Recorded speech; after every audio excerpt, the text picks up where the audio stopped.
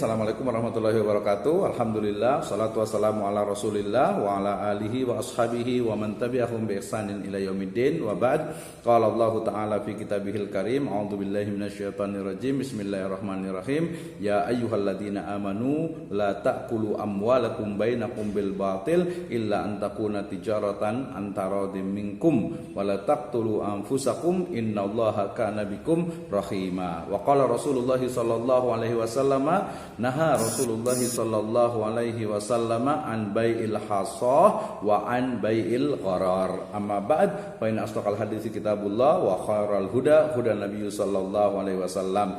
Alhamdulillah, syukur kepada Allah Subhanahu wa taala yang telah memberikan kepada kita kenikmatan iman, Islam dan juga ihsan.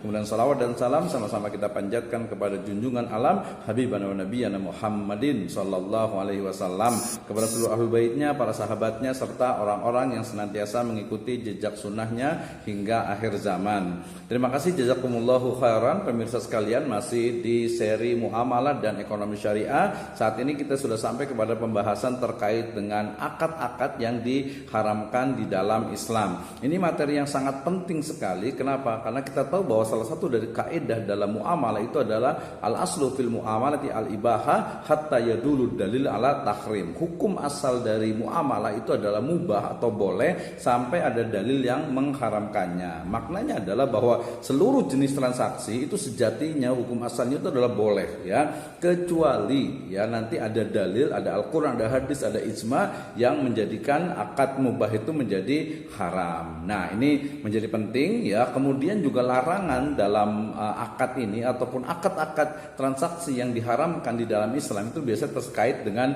ilahiyah, kemudian juga ada unsur sosial dan juga tentu saja ada di sana kemaslahatan yang tidak diperoleh dengan adanya akad tersebut. Nah, salah satu dari karakter dalam akad yang diharamkan itu adalah biasanya dari sisi zatnya, artinya makutnya, benda ataupun jasa yang dijadikan objek dalam akad, termasuk juga cara memperoleh ataupun sistem kerjanya, sehingga kemudian suatu akad itu bisa menjadi haram ketika ada zatnya, makutnya, atau mungkin jasanya, ya, atau manfaatnya itu tidak sesuai dengan nilai-nilai syariah. Nah, pemirsa sekalian, dalam akad yang diharamkan dalam Islam ini kita biasa mengenal istilah ada maisir, ya, kemudian ada gharar, kemudian ada riba, kemudian ada batil, kemudian ada ikrah, bai' ghis, kemudian bai' najas, kemudian ikhtikar, ada ghaban, ada tadlis, dan berbagai jenis jual beli ataupun transaksi yang diharamkan di dalam Islam. Baik,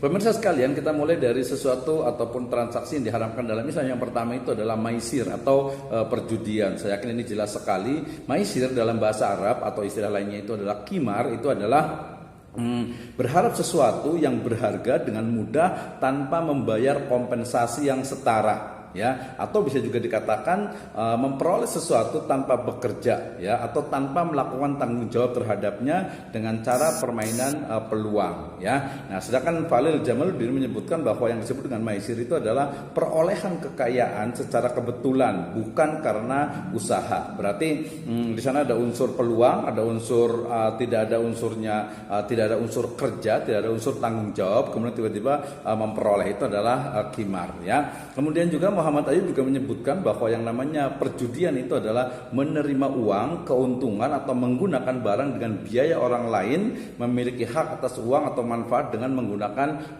kesempatan. Jadi di situ ada unsur semacam permainan peluang gitu, ya, dan di situ tidak ada pertanggungjawaban, tidak ada usaha. Sehingga maisir atau perjudian itu bisa disebutkan sebagai transaksi yang dilakukan oleh dua pihak untuk pemilikan suatu benda atau jasa yang menguntungkan satu pihak dan merugikan pihak yang lainnya, ya. Nah, cara mengaitkan transaksi tersebut dengan suatu tindakan atau kejadian tertentu, ini adalah apa yang disebut dengan perjudian, ya. Baik, berikutnya, kenapa riba itu atau kenapa maisir itu diharamkan? Ya, karena jelas firman Allah Subhanahu wa taala, ya, dalam di sini dalam surat Al-Maidah ayat ke-90, di mana Allah Subhanahu wa taala berfirman, a'udzubillahi minasyaitonirrajim, innamal khamru wal maisiru wal ansabu wal azlam rizqun min amali syaitan fajtanibuh. tubuh ya. Dikatakan wahai orang yang beriman, sesungguhnya meminum khamar jelas sekali, kemudian berjudi, kemudian berkurban untuk berhala, mengguni nasib dengan anak panah itu adalah perbuatan syaitan, fajtanibu, maka jauhilah. Nah, kata-kata fajtanibu para ulama menyebutkan ini sebagai sesuatu yang diharamkan, artinya jauhilah, artinya itu adalah haram. Nah, kemudian juga firman Allah Subhanahu wa taala juga dalam ayat lanjutannya itu innama yuridu syaitanu ayyuqi'a bainakumul adawata wal baghdha. Ini jadi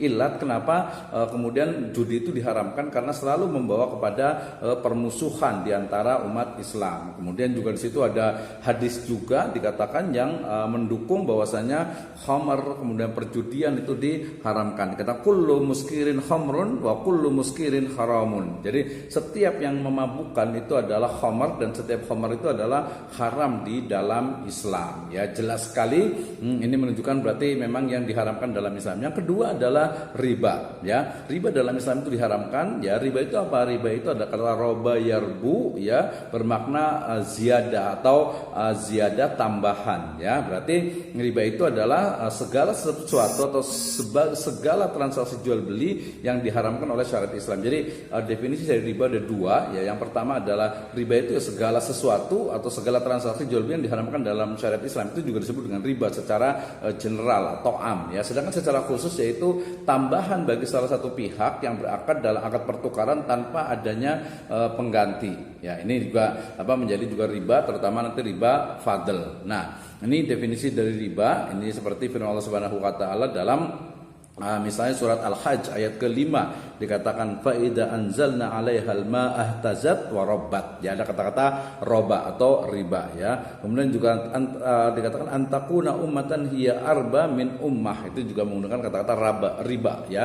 Ataupun juga lanjutan atau cabang-cabang dari kata-kata riba sendiri bermakna adalah tambahan ya.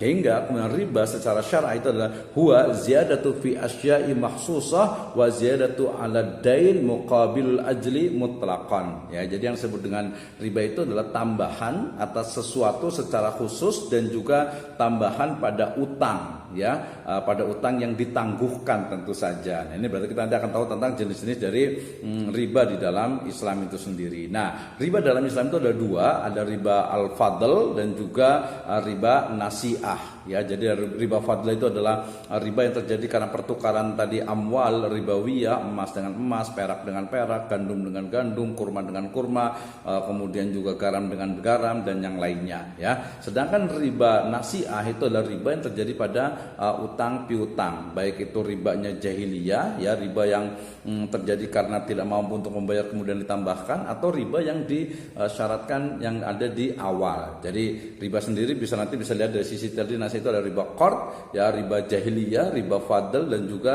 riba nasi'ah ya. Kemudian yang ketiga juga ada jual beli gharar atau ketidakjelasan. Jadi jual beli tidak jelas dari sisi kualitasnya, kemudian waktu penyerahannya, harganya itu mengandung unsur gharar, termasuk juga spesifikasinya. Itu yang ketiga ya. Yang berikutnya dasar hukum dari riba ataupun dari gharar ini jelas sekali firman Allah Subhanahu wa taala dan juga hadis dari Nabi SAW riwayat Muslim, naha Rasulullah sallallahu alaihi wasallam an bai'il hasa wa bai'il gharar. Jadi Rasul sallallahu alaihi wasallam itu melarang atau mengharamkan untuk jual beli yang ada unsur hasa dan juga yang ada unsur gharar yang tidak ada kejelasannya. Nah, kemudian jenis gharar itu ada yang ma'dum karena barang itu belum ada, ataupun juga tidak jelas, majhul, atau juga jual beli barang yang tidak mampu diserah terimakan. Ini juga masuk ke dalam gharar, dan gharar itu diharamkan dalam Islam. Tentu saja nanti ada pengecualian gharar yang boleh itu gharar yang ringan. Misalnya saya mau beli handphone tapi saya tidak tahu kualitas dari handphone itu betul-betul bagus atau tidak. Minimal kita baca spesifikasinya ya.